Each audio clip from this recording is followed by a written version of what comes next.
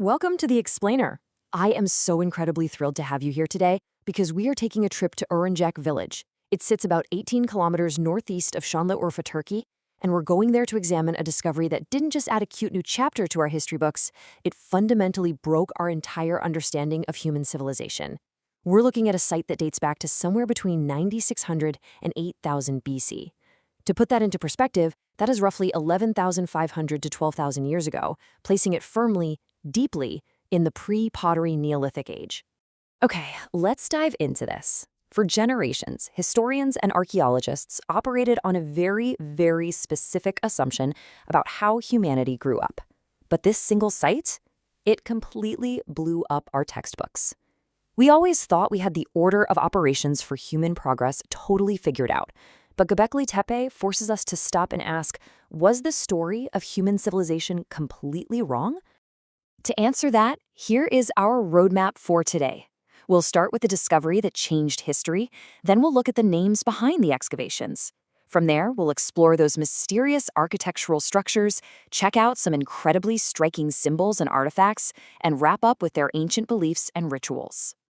All right, let's jump straight into Section 1, the discovery that changed history. I need to emphasize right out of the gate just how massive the stakes are here for our understanding of who we are. The old rule of human history went a little something like this. First, humans figured out agriculture.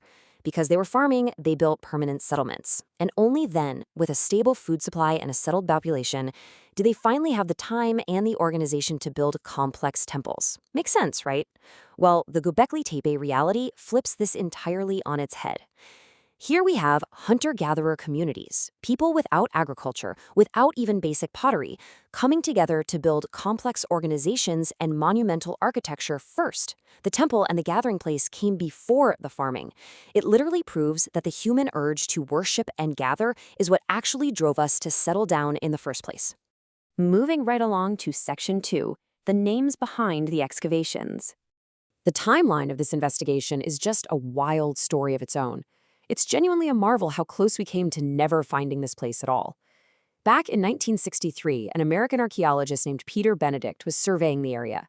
He saw the tops of some standing stones poking out of the ground, but he completely mistook them for a Roman-era cemetery.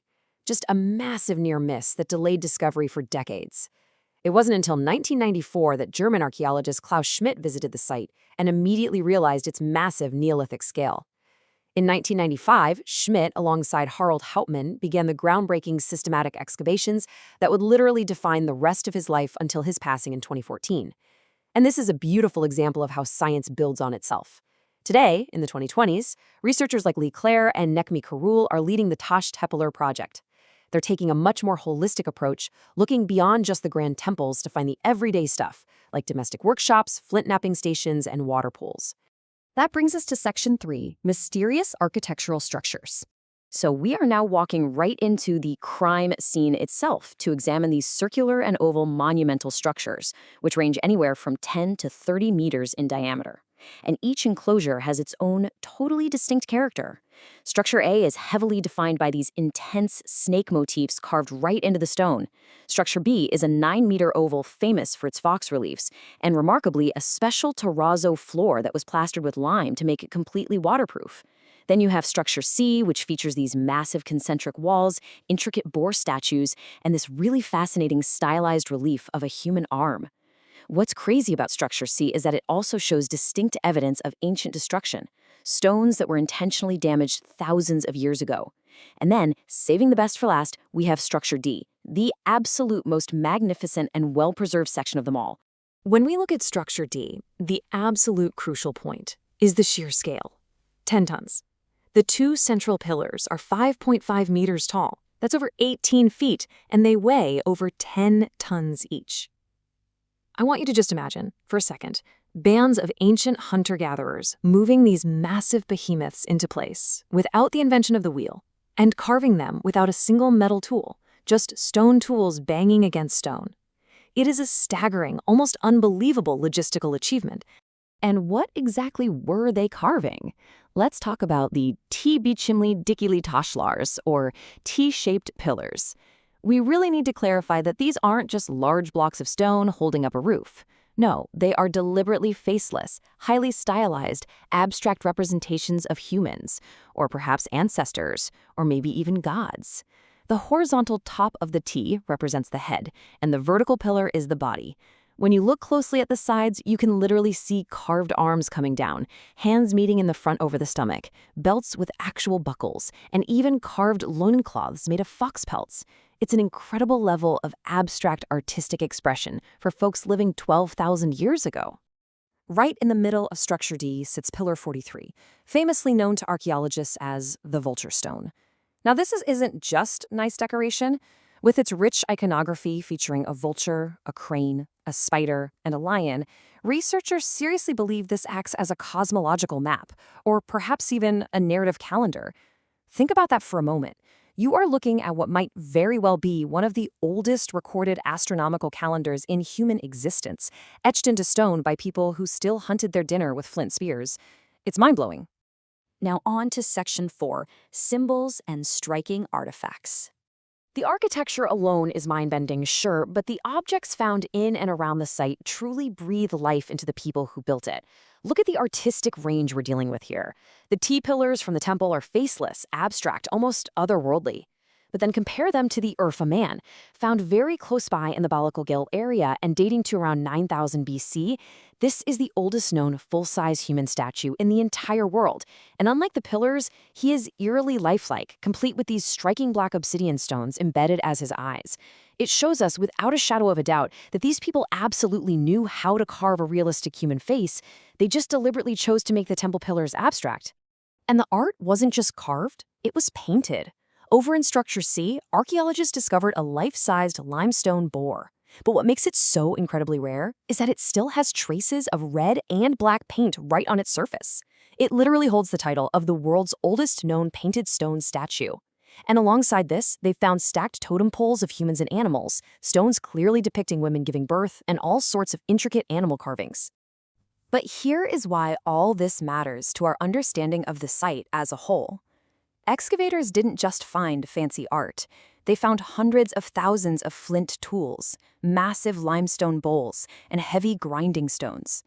These everyday, practical items prove that Gobeklitepe wasn't some silent, solemn monastery up on a hill. Not at all.